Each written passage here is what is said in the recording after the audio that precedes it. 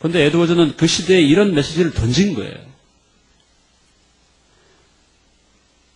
당신이 종교적인 의무와 종교적인 실천을 일정 부분 실천하고 있다 할지라도 그것으로 당신이 실제로 회심했거나 예수님의 제자가 되었거나 하나님의 진정한 자녀가 되었다는 것을 증명할 수 없다는 것. 회심하지 않았음에도 불구하고 하나의 신실한, 어떤 의미에서 하나의 신실한 종교인이기 때문에 그런 종교적인 의무와 실천을 행할 수 있다는 겁니다. 상당히 충격적인 그런 이야기가 되겠습니다. 그 다음에 재밌는 것은 10번에 보니까 찬송을 열심히 부르는 것. 우리 이제 부흥회 같은 데 가면요. 부흥회 가면은 막 찬송을 열심히 부르는 분들이잖아요. 찬송을 우리가 단체적으로 열심히 부르지 않습니까? 찬송을 예를 들어서 예수의 피밖에 없네 찬송하고 나면 예수의 피밖에 없네 찬송 한번 부르고 그 다음에 한 번 더 부르고 또 한 번 더 부르고 한 5번씩 부르기도 하고 10번씩 부르기도 하고 어떤 분들은 막 찬송하면서 박수를 치면서 몸을 이렇게 했다가 저렇게 했다가 얼마나 열심히 부릅니까? 그러면 이제 그렇게 열심히 부르고 나면은 속이 후련해집니다. 카타르시스가 생기고요. 막 또 찬양하다가 막 감동이 생기면 눈물이 막 흐르고. 자, 그래가지고 이제 했는데, 그렇게 찬송을 열심히 불렀음에도 불구하고 그 사람이 회심 안 했을 수 있다는 것. 그러니까 우리가 이제 교회에서 보면 열심히 찬송하고 막 뜨겁게 하는 사람 보면, 야, 저 사람은 뜨거운 사람이다. 이렇게 생각하죠. 근데 여러분, 그런 사람들 중에서 찬송할 때 굉장히 뜨겁게 찬송하는데 실제 삶에 들어가 보면은 정말 냉랭한 그 사람들이 있다 이 말입니다. 정말 저 사람이 예수 믿는 사람일까를 의심하게 만드는 그런 사람들이 얼마든지 있을 수 있다는 것입니다. 그러니까 그것 가지고 그 사람이 회심했거나 그 사람이 성령 충만했다고 말할 수 있는 증거는 아니다. 그 다음에 구원의 확신도 마찬가지다. 자신 스스로가 구원의 확신을 가지든, 그래서 예를 들어서 우리가, 저도 설교할 때 한 번씩 그런 얘기 합니다만, 여러분 구원의 확신이 있습니까? 하면 전부 다 아멘 한단 말입니다. 그러면 구원의 확신이 있습니까? 라고 물을 때 전부 다 아멘 했다고 아멘 한 사람이 다 구원받은 사람이냐? 얼마든지 아닐 수 있다는 거죠. 겉으로 봤을 때, 목사님들이 봤을 때 예를 들어 목사님들이 성도를 바라볼 때 저 사람은 정말 예수를 믿고 구원받은 사람이야 라고 다른 사람이 확신을 하는 사람이라 할지라도 타인에 의해서 구원 확신을 하는 사람이라 할지라도 그 사람이 아닐 수 있다는 걸 지금 에드워즈는 이야기하고 있습니다. 자, 이렇게만 얘기하면 너무 좀 비극적이죠.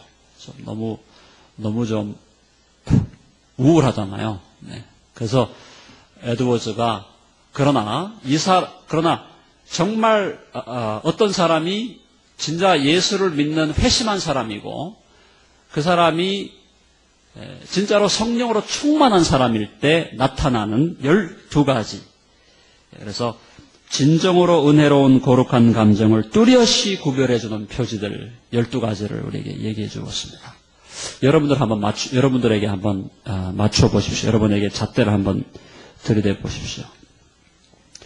첫 번째가 성령의 내주입니다. 성령의 내주.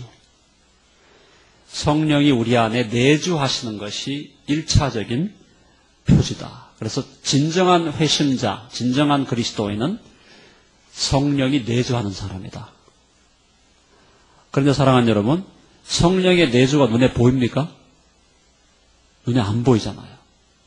그렇기 때문에 점점 12번으로 갈수록 이제 눈에 이제 보이는 걸로 들어갑니다. 자, 성령이 내주하시고요. 두 번째로 하나님의 하나님 되심에 대한 인식입니다. 하나님의 하나님 되심의 인식. 그건 뭐냐면 가장 중요한 하나님의 하나님 되심의 인식은 하나님의 주되심이죠. 하나님의 주권이죠. 하나님의 주권과 하나님의 영광이죠.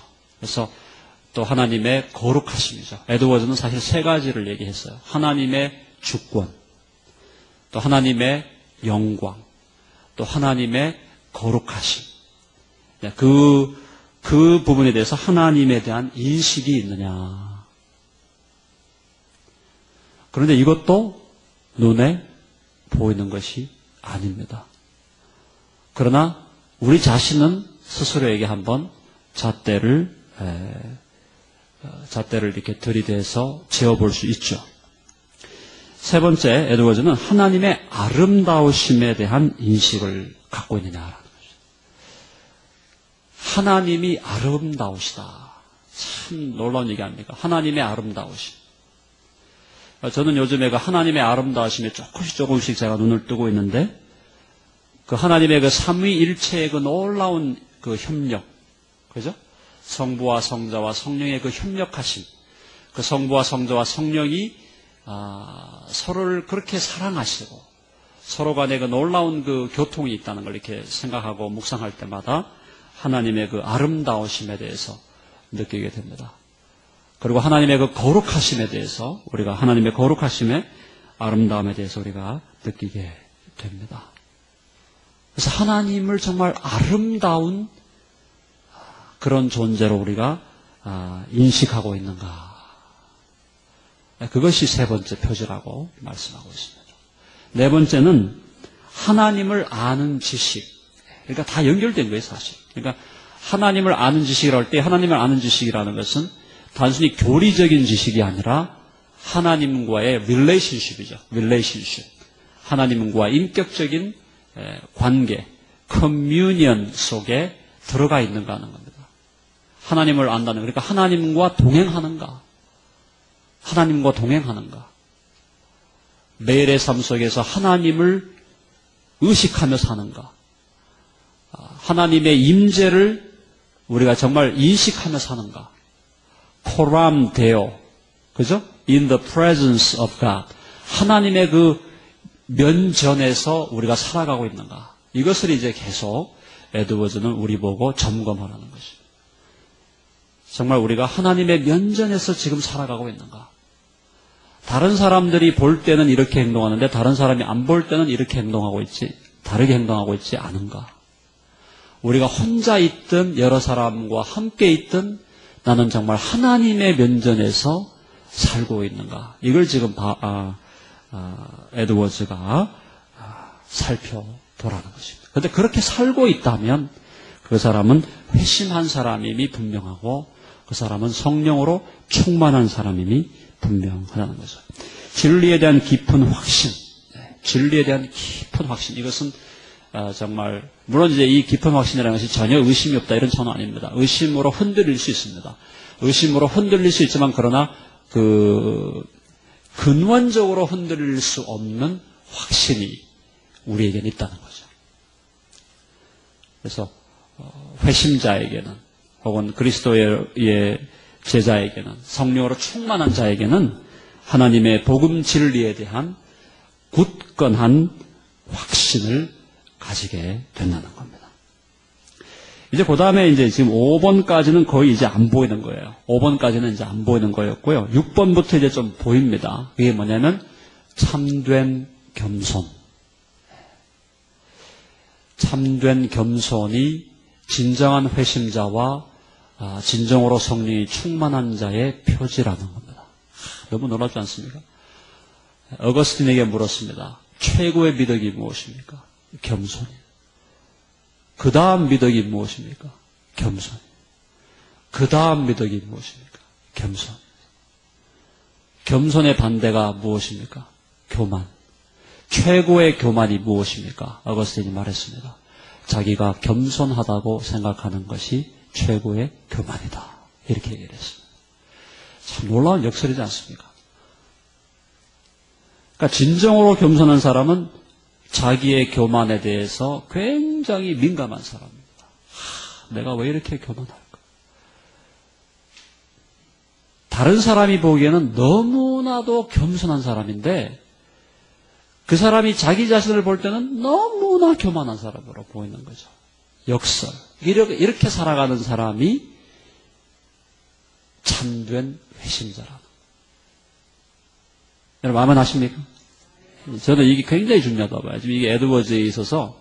그러니까, 다른 사람이 보기에는 진짜로 겸손한 사람이 정말 자기를 낮출 줄 알고, 자기를 자랑하지 아니하고, 자기를 드러내려고 하지 않고 다른 사람이 자기를 칭찬할 때마다 부끄러워하고 칭찬하면은 감사하게 받아들이고 나 그것을 좀 자제해 주기를 바라고 자기를 드러내는 것을 정말 싫어하고 그 겉으로 볼 때는 정말 겸손한 사람인데 그 사람이 자기를 볼 때는 아직도 주님의 겸손 앞에서 너무나 자기가 교만하다는 것을 너무나 예민하게 느끼는 사람이죠. 그 사람이 진정으로 회심된 사람이다. 그런 의미에서 저는 이 부분에 굉장한 그 충격을 많이 받았습니다. 정말 내가 교만한 사람이구나. 조금 겸손한 거 가지고 이 정도면 내가 겸손하지 이렇게 생각하고 넘어갔던 나의 모습들을 보면서 정말 겸손의 어떤 경지로 들어간다는 것이 얼마나 힘든 일인가 하는 것을 개인적으로도 많이 각성을 하게 되었습니다. 또 보이는 겁니다. 성품이 변화됩니다. 성품의 변화. 성품의 변화는 뭡니까? 특별히 성령의 열매가 드러나는 거죠. 성령의 열매. 사랑과 희락과 화평과 오래 참음과 자비와 양선과 충성과 온유와 절제. 성품에 있어서 가장 중요한 것 중에 하나는 우리 주님이 내 마음은 온유하고 겸손하다. 그러니까 주님의 마음이 겸손한 그 마음을 본받아 가는 거. 그게 이제 그 열매가 우리한테 맺어질 때 그것이 진정한 회심자라는 거고요. 온유한 겁니다. 온유하다는 것은 따뜻하고 부드럽다는 거죠. 따뜻하고 부드럽다. 차갑고 거친 거는 성령의 열매가 아니라는 겁니다. 그래서 우리가 아무리 holy cause, 거룩한 대의 명분을 가지고 있다 하더라도 거룩한 대의 명분을 내가 받았다 할지라도 그 대의 명분으로 인해서 내가 흥분하면서 거칠어지고 난폭해진다면 그것은 성령의 열매가 아니라는 거예요.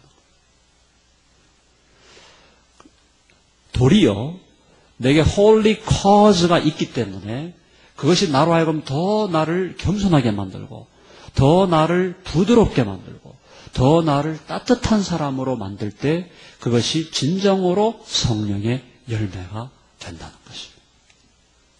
그래서 오늘날 섣부르게 개혁을 얘기하고 섣부르게 어떤 종교개혁과 어떤 그 변화를 얘기하는 사람들 중에